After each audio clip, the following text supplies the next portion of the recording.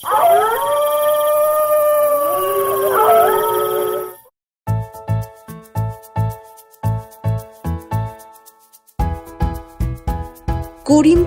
গরিব চাষি ভুবনের একটা পোষা মুরগি ছিল। সেই মুরগির ডিম হাটে বেচে ভুবনের সংসার চলত।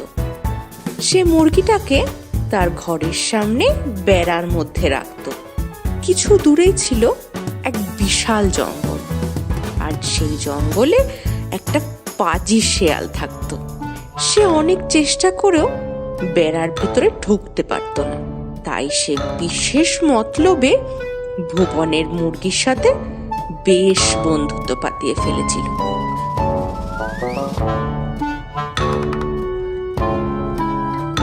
একদিন সন্ধ্যার দিকে মুরগিটা উঠোনে হেঁটে বেড়াচ্ছে। এমন সময় শেয়াল এসে বলল, কি হ্যাঁ মুরগি বন্ধু, কি করছো?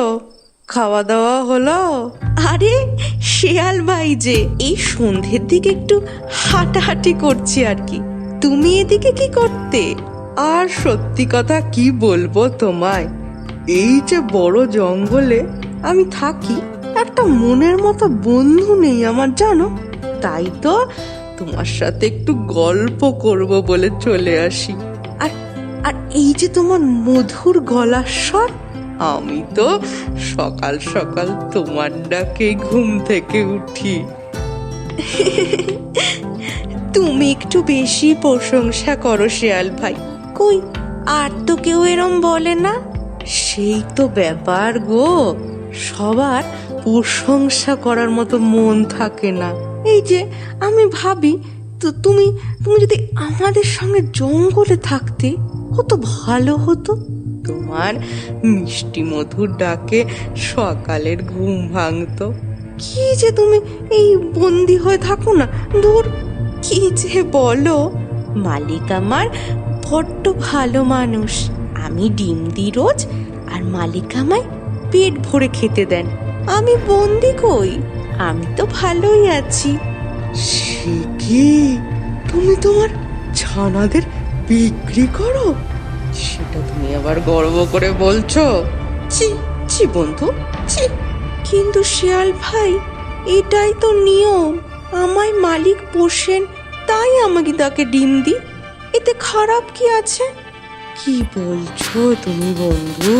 তুমি একজন মা হয়ে নিজের সন্তানদেরকে বেঁচে দিচ্ছ, আবার বলছো কি ভুলেতে?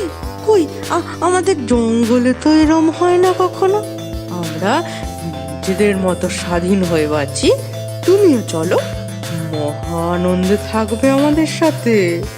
শিয়াল ভাই, তোমার কথা ঠিক, আমি জানি, কিন্তু সন্তানদের বেঁচে আমি অন্যায় করছি।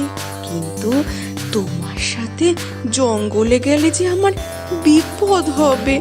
সবাই কি ওখানে তোমার মতো ভালো বলো? যদি আমায় মেরে ফেলে? দুঃখ দিলে বন্ধু, তোমার শিয়াল বন্ধু থাকতে অন্য কেউ তোমায় খাবে? মানে মানে আমি তোমায় রক্ষা করব। তুমি বেরিয়ে এসো, এই বেড়ার ফাঁক দিয়ে বেরিয়ে এসো।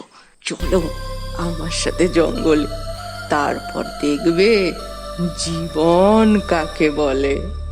এই শুনে মুরগি বেড়ার ফাঁক দিয়ে বেরিয়ে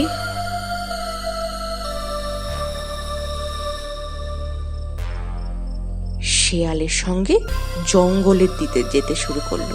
কিছু দূর যেতেই ঘাড় মুটকে ধরলো মুরগি।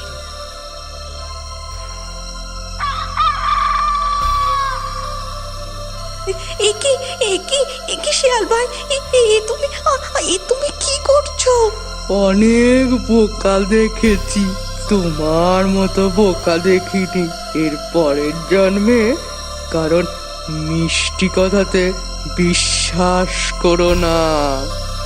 বলে শিয়াল মুরগিটাকে সাবার করে ফেললো, আর মুরগিও নিজের বোকামির শাস্তি পেল। গল্পটা ভালো লাগলে লাইক করুন, কমেন্ট করে জানান কেমন লাগলো, শেয়ার করুন নিজেদের বন্ধু বান্ধব আর রিলেটিভদের সঙ্গে, আর অবশ্যই আমাদের চ্যানেলকে সাবস্ক্রাইব করে দিন। আর আমাদের নতুন নতুন গল্পের নোটিফিকেশন পেতে সাবস্ক্রাইব বাটনের পাশে বেল আইকনটা এক্ষুনি প্রেস করে দিন।